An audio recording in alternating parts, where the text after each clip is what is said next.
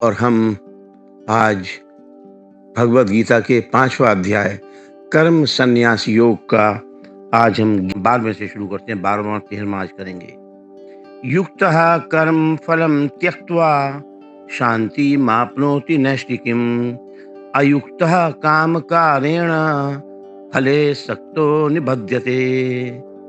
यहाँ पे युक्त शब्द आया है और इसका अर्थ जो है, और यहाँ दूसरे शब्द भी आए हैं, कर्म फलम त्यक्त्वा। कर्म फलम त्यक्त्वा, यहाँ कर्म फल का त्याग करना, इसका इसका अर्थ ये है कि फल की इच्छा और आसक्ति का हमको त्याग कर देना है, छोड़ देना है उसको। क्योंकि वास्तव में त्याग कर्म फल का नहीं है, बल्कि कर्म फल की इच्छा का होता है। ये ध्यान देने वाली बात है। कर्म फल की इच्छा का त्याग करने का अर्थ है, मतलब है कि किसी भी कर्म और कर्म फल से अपने लिए कभी भी भूल कर भी किंचन मात्र भी किसी प्रकार का सुख लेने की इच्छा न रखना। कर्म करने से एक तो तत्कालिक इमीडिएटली हमको फल मिल जाता है और दूसरा परिणाम में फल मिलता है। इन दोनों ही फलों की इच्छा का त्याग करना कि अपना कुछ नहीं है, अपने लिए कुछ नहीं करना है और अपने को कुछ नहीं चाहिए। इस प्रकार जो कर्तापन, जो डूअरशिप है, उसको पूरा निष्काम भाव से, पूरा विदाउट एनी सेल्फिश मोटिव जब ये होंगे तो कर्म फल की इच्छा का त्याग अपने आप हो जाता है। देखिए, संचित जो कर्म है, अभी हम बात कर चुके हैं पहले, क्रियमाण कर्म, संचित कर्म और प्रारब्ध कर्म। आज हम उसको रिपीट नहीं करेंगे। संचित कर्मों के अनुसार प्रारब्ध बनता है। प्रारब्ध के अनुसार मनुष्य का जन्म होता है और मनुष्य जन्म से नए कर्म होने से नए कर्म संस्कार सभी तो संचित हो जाते हैं। फिर उस संचित से फिर प्रारब्ध बनेगा। परंतु कर्म फल की आसक्ति का त्याग करके कर्म करने से कर्म भुने हुए बीज की तरह है। जैसे बीज है, यदि भुना हुआ बीज है आप डालिए, वो उगेगा ही नहीं। वो तो उसी प्रकार से ये भी कर्म भी है जो दोबारा ये आपको किसी तरह से भी बांधेंगे नहीं, हमें किसी प्रकार से भी नहीं बांधेंगे। और जो इसकी संज्ञा, इसे अकर्म हो जाएंगे, सारे कर्म अकर्म हो जाएंगे। तो इसका यह हुआ कि अभी जो हम वर्तमान में, जो प्रेजेंट में हम विदाउट सेल्फिश मोटिव जो कर्म कर रहे हैं, उनके प्रभाव से हमारे पुराने कर्म जो हैं, संस्कार हैं, संचित कर्म, वो सब समाप्त हो जाते हैं। क्योंकि संचित कर्म प्रारब्ध बनेंगे। प्रारब्ध जो है वो फिर हमारे सामने आएंगे, वही हमको जन्म मरण के चक्कर में डालेंगे। इस प्रकार पुनर्जन्म का कारण समाप्त हो जाता है। तो पुनर्जन्म होने का सवाल ही नहीं उठता, खुशी नहीं उठता किसी प्रकार भी। फिर जब विदाउट एनी सेल्फिश मोटिव, इसको निष्काम भाव बोलते हैं। सकाम और निष्काम। सकाम इज सेल्फिश मोटिव, निष्काम इज विदाउट सेल्फिश मोटिव से फल की कामना न रखकर, इच्छा न रखकर दूसरों के कल्याण के लिए कर्म करने से कर्मों से हमारा संबंध टूट जाता है। कर्म योगी के कर्म उद्देश्यहीन, विदाउट गोल, बल्कि पागल कर्म की, पागल जैसा व्यक्ति होता है उसके कर्म की तरह नहीं होते, बल्कि परमात्म तत्व की प्राप्ति का महान उद्देश्य गोल रखकर ही वह जन कल्याण के लिए सब कर्म करता है। उसके कर्मों का लक्ष्य परमात्म तत्व रहता है, सांसारिक पदार्थ नहीं।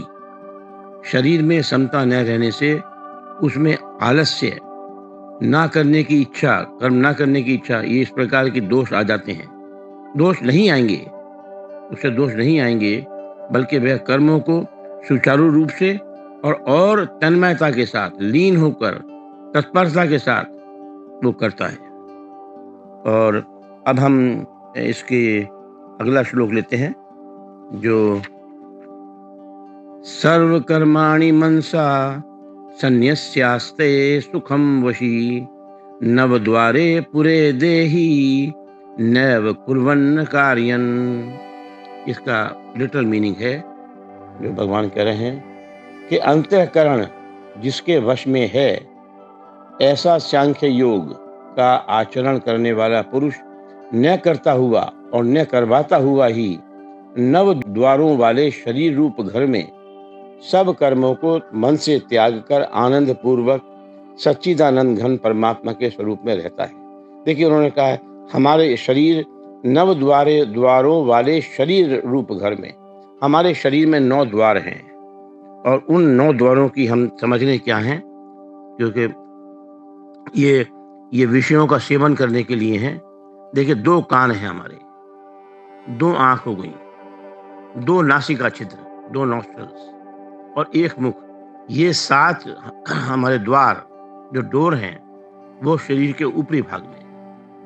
और मल मूत्र का त्याग करने के लिए गुदा और उपस्थ, मतलब मल का त्याग करने के लिए गुदा और मूत्र का त्याग करने के लिए, पेशाब का त्याग करने के लिए उपस्थ। ये 2 द्वार शरीर के निचले भाग में हैं।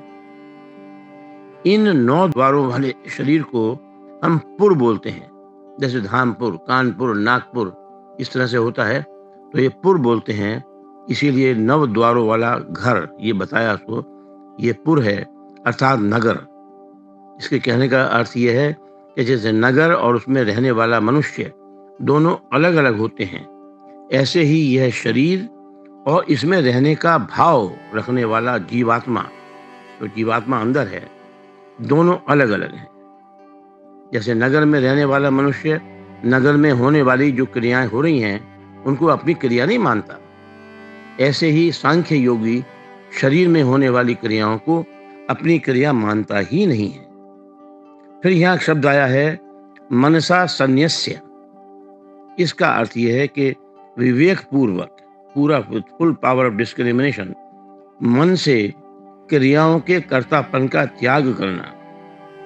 क्या करना अर्थात कर्तापन मतलब डूअरशिप, जो क्रिया कर रहे हो कि मैं डूअर हूं, इसका त्याग, कर्तापन से माने हुए संबंध का त्याग करना। जहां से कर्तापन का, डूअरशिप का संबंध माना है, वहां से उस संबंध का त्याग करना ही उचित है। सांख्य योगी अपने से कर्तापन न मानकर उसे शरीर में ही जोड़ देता है, अर्थात कर्तापन शरीर में ही है, अपने में नहीं है। तो डूअरशिप नहीं लेनी चाहिए। जब डूअरशिप ले लेते हैं वही सब दुखों की जड़ है कि मैं डूअर हूं, जबकि प्रकृति ने सारा कराया है। ये तो ये भाव हमारे इम्पोर्टेंट हैं। तो इसको ध्यान में रखते हुए आज बस इतना ही, और हम कल को, आज हमारा 12-13 पूरा हुआ, 14-15 हम कर लेंगे। आपके अंदर जो परमात्मा विराजमान है उनको मैं सिर झुकाता हुआ विनय पूर्वक प्रणाम करता हूँ। मेरा प्रणाम स्वीकार करें। हरि ओम।